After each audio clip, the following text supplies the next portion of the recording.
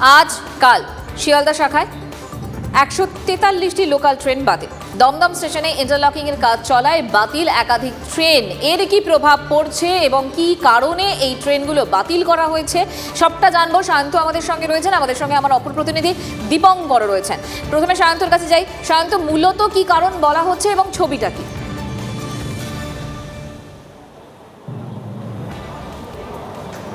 দেখো, দমদমে ইন্টারলকিং এর কাজ শুরু হয়েছে এবং সেই ইন্টারলকিং এর কাজ কিন্তু টানা 52 ঘন্টা চলবে।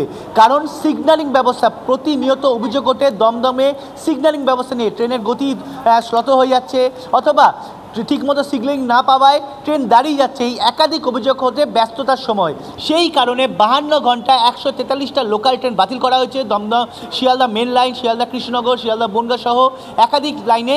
এছাড়াও বাতিল করা হয়েছে 3টে এক্সপ্রেস ট্রেনও। এই 52 ঘন্টার মধ্যে কিন্তু ইন্টারলকিংয়ের কাজ শেষ করে যাতে সিগন্যালিং ব্যবস্থা আরও স্মুথ করা যায় তারই ব্যবস্থা করা হচ্ছে বলে পূর্ব রেলের তরফে জানানো হয়েছে। তবে এই কারণে যাত্রী দুর্ভোগ বেড়েছে। আমরা ক্যামেরা পার্সন দীপঙ্কর বলবো দেখানোর জন্য। অন্যান্য দিন এই সময় শিয়ালদা স্টেশন যেখানে ভিড়ে 6 লাখ থাকে, আজকে কিন্তু অনেকটাই ফাঁকা। কারণ এই 143টা লোকাল ট্রেন যে বাতিল করা হবে তা কিন্তু পূর্ব রেল অনেক আগেই জানিয়ে দিয়েছিল।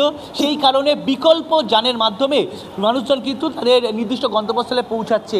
যদিও দূরপাল্লার ট্রেন যেগুলো বাতিল করা হয়েছে সেগুলির বিকল্প অন্য ট্রেন তারা ধরেছে কিনা সেইটা কিন্তু ট্রেনের তরফে এখন রেলের তরফে কিছু জানানো হয়নি। তবে 140 ট্রেন বাতিল করা স্বাভাবিকভাবে একটা উদ্বেগ তৈরি করেছে, পাশাপাশি দুর্ভোগও তৈরি করেছে।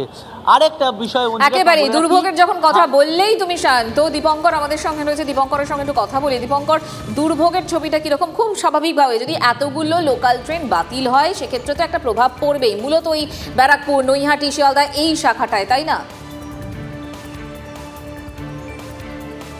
দেখো, একদমই তাই। সায়ন্ত যেমনটা বললো, শিয়ালদা স্টেশনে যেমন লোক কম, তোমাকে বারাসাত স্টেশনটাও দেখানোর চেষ্টা করব। এই সময় ব্যস্ততম বারাসাত স্টেশন একদম ফাঁকা রয়েছে, যা এটার কোনো বারাসাতের চিত্র নয়। বারাসাতে এই সময় প্রচুর মানুষজন নামেন, কিন্তু ট্রেন সকাল থেকে নেই। এবং দুর্ভোগ যে কথা তুমি বললে, দুর্ভোগটা এমনই। আমি কিছুক্ষণ আগে এমন দুজনের সঙ্গে কথা বললাম যারা সকাল 8টায় বাড়ি থেকে বেরিয়েছেন মধ্যমগ্রাম যাবেন বলে, কিন্তু এক্ষুনি মানে 5 মিনিট আগে অর্থাৎ 12:30টা নাগাদ তারা এসে পৌঁছান বারাসাতে।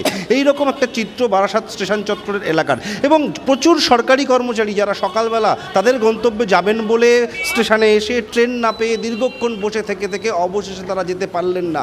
এই যে চিত্রটা হয়েছে, এটা কিন্তু যদিও রেলের তরফ থেকে আগে থেকে বলা ছিল 143টা ট্রেন বাতিল হবে, সে ঘোষণা দেওয়া ছিল, কিন্তু তার মধ্যে যে ট্রেনগুলো চালু থাকার কথা ছিল সেই ট্রেনগুলোও কিন্তু অস্বাভাবিক লেটে চলছে। এবং সেই কারণেই কিন্তু এই দুর্ভোগে পড়েছেন নিত্যযাত্রীরা। একেতে ট্রেন কম এবং তার সঙ্গে যে ট্রেনগুলো নির্দিষ্ট সময়ে আসার কথা সেই নির্দিষ্ট সময় থেকে অনেক বেশি লেটে চলছে, প্রায় 1 ঘন্টা 1.5 ঘন্টার বেশি সময় গ্যাপে ট্রেন, যাতে সাধারণ মানুষ সমস্যায় পড়েছেন এবং তারা তাদের নিজেদের গন্তব্য থেকে অন্যত্র যেতে পৌঁছাতে পারছেন না।